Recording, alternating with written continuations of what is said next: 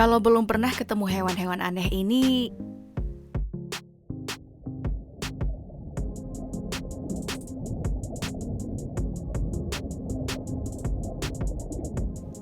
itu artinya kamu mesti wisata bawah laut ke wilayah perairan Papua. Cuman berhubung itu kejauhan, kenalan dikit dululah sama mereka. Mungkin bisa kita lakuin dalam hewan populer kali ini. Parimanta karang atau Mobula afridi bakal jadi hewan aneh pertama yang kita bicarain, di mana ukurannya dengan diameter cakram. Ada kisaran 3,5 sampai 5 meter. Lebih gede dari 2 orang dewasa yang dijajar dampingan. Dari segi fisik, manta karang sebenarnya punya bentuk yang sama dengan kebanyakan pari. Cuman dari segi ciri dan beberapa aspek biologis, mereka itu beda banget dari ikan sebangsanya. Untuk penampilan, kamu bisa kenalin para manta karang lewat bintik hitam di area perutnya yang putih. Terus wilayah persebarannya nggak bakal jauh-jauh dari kawasan tropis dan subtropis di Indo-Pasifik. Seperti namanya, jenis pari yang satu ini sering nongkrong di sekitar terumbu karang, karena emang manta karang. Cuman makannya zooplankton, yang kebetulan tinggalnya di sekitar terumbu karang, perairan dangkal, sekitar pantai ama pulau. Tentu, manta karang bukan hewan paling aneh yang berkeliaran di wilayah perairan Papua. Selain mereka, masih ada satu jenis pari lagi, yang bukan cuma jadiin lingkungan ini sebagai tempat menggantungkan hidup. Tapi udah sampai ke tahap mutasi sih. Kalau pada umumnya, pari manta cuma punya warna gelap penuh di bagian atas badan, manta hitam seperti namanya itu udah hitam seluruh badannya. Nah, anehnya fenomena yang disebut melanisme ini menurut Marine Megafauna Foundation atau MMF, kasus terbanyaknya itu justru kejadian di Raja Ampat, di mana kisaran 40% dari seluruh populasi parimanta yang punya ciri fisik berwarna hitam. Ilmuwan juga masih debat sih soal asal-usul melanisme ini. Ada yang bilang tujuannya bikin pemangsa menjauh.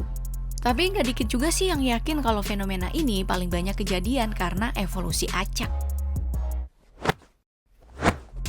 Ada yang aneh karena warnanya, tapi nggak dikit juga yang layak disebut aneh karena ciri fisik.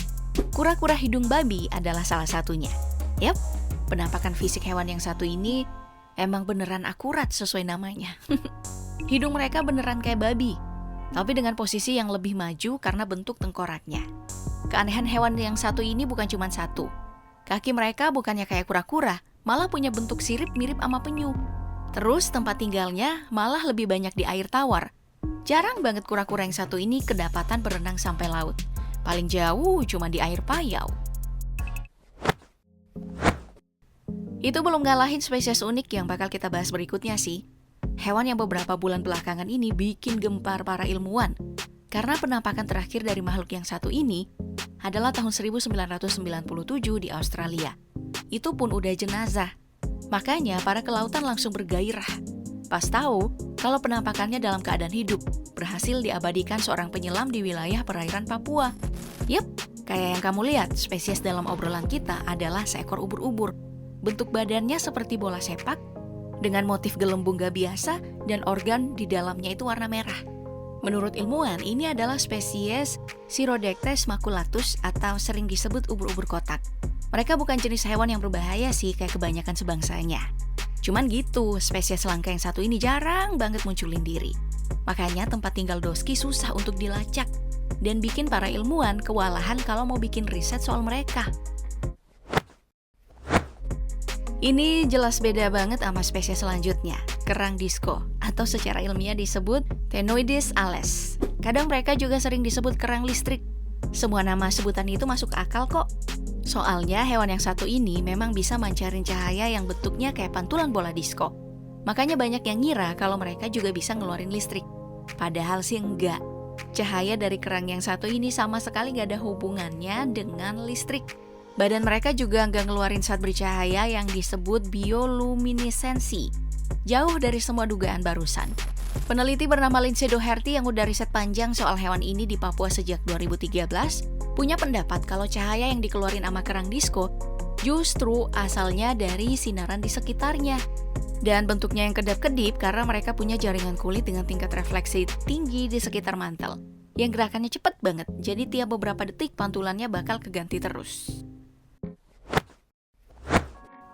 Emang seaneh itulah hewan-hewan yang hidup di perairan Papua. Tapi jangan heran dulu, karena masih ada hiu dengan penampilan unik yang sering disebut wobegong. Well, namanya juga udah beda ya. Gimana bentukannya? Ya, kalau kamu serius penasaran soal itu, bisa dibilang penampakan hewan yang satu ini lebih condong sama lele. Punya totol dan punya jenggot. Kumis sama jenggot ya? Ada juga yang badannya pipi, jadinya malah lebih mirip sama pari.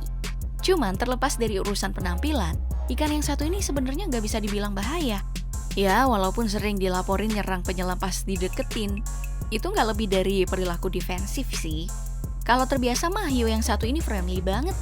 Tapi gitu, justru gara-gara sikap jinak semacam ini, ditambah penampilan yang kelewat unik, nasib para wobegong paling sering mentok jadi ikan akuarium. Padahal untuk jenis asli Indonesia yang tinggal di Papua, Oryctolobus leptolineatus ini udah dari beberapa tahun lalu dimasukin dalam daftar IUCN sebagai hewan langka dengan status rentan. Hiu epaulet juga masuk daftar satwa yang alarmnya kudu dinyalain sih, karena udah dianggap hampir terancam punah sama IUCN. Hal yang bisa dibilang absurd, soalnya hewan yang satu ini selain punya keunikan fisik, berupa totol yang bentuknya sesuai pengertian nama Doski, tanda pangkat, hewan yang satu ini terkenal juga sebagai hiu dengan toleransi hipoksia tinggi. Atau dengan kata lain, mereka tetap bisa hidup sejam tanpa oksigen dalam suhu 30 derajat Celcius. Ya, cuman masih untung karena sejauh ini, di antara hewan-hewan aneh di wilayah perairan Papua, udang mantis merak adalah salah satu yang jumlahnya masih stabil. Mungkin karena mereka agresif banget kali ya. Jadi meski udah dijual bebas sebagai hewan akuarium, karena warnanya yang cantik kayak merak, makhluk yang satu ini tetap aman, seenggaknya dari ancaman predator. Ikan pipa karang jamur, mungkin pas denger nama ini kamu bakalan kepikir kalau mereka sebenarnya malah punya hubungan saudara lebih dekat sama kuda laut. Dan suka nggak suka, kenyataannya emang kayak gitu. Malah lebih nggak nyambung lagi. Selain disebut ikan, padahal mereka kuda laut, bentuk hewan ini sebenarnya lebih mirip sama cacing. Lah, kayaknya yang akurat dari penamaan nama Doski cuman tempat tinggalnya yang pasti nggak bakal jauh-jauh dari karang jamur. Ya, seenggaknya penamaan belut taman masih lebih mending lah. Karena kalau mereka lagi kumpul bareng dalam jumlah besar, terus pasang pose siaga kayak gini yang bikin mereka jadi lebih mirip sama tanaman. Orang bisa langsung ngerti kenapa ada kata taman dalam nama hewan yang satu ini.